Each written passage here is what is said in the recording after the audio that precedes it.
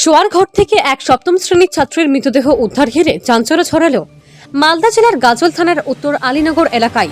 মৃতদেহ আনা হলো ময়নাতদন্তে মালদা মেডিকেলে। পরিবার ও স্থানীয় সূত্র জানা গেছে, মৃত ওই স্কুল ছাত্রীর নাম অঙ্কিতা সিংহ, বয়স আনুমানিক 14 বছর।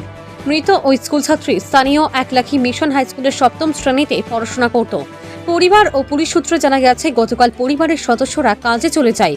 এরপর পরিবারের সদস্যরা রাতে ফিরে এসে দেখে ওই স্কুল ছাত্রী গলায় ফাঁস লাগিয়ে নিজের ঘরে আত্মহত্যা করেছে। তবে কী কারণে গলায় ফাঁস লাগিয়ে আত্মঘাতী হলেও ওই স্কুল ছাত্রী পরিবারের সদস্যরা কেউ বুঝে উঠতে পারছেন না।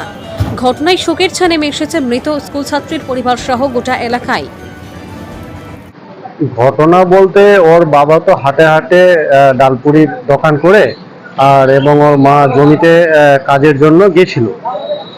এবার 2টো নাগাদ হবে গতকাল। এবার 2টো মেয়ে এসেছিল আর কি স্কুল থেকে।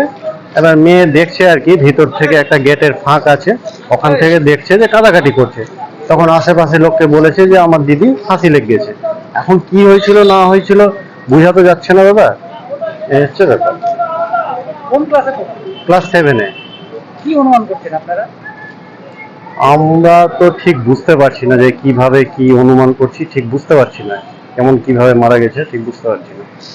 কারোর সঙ্গে কোনো কি অভিযোগ? না না, কারো কোনো অভিযোগ নাই।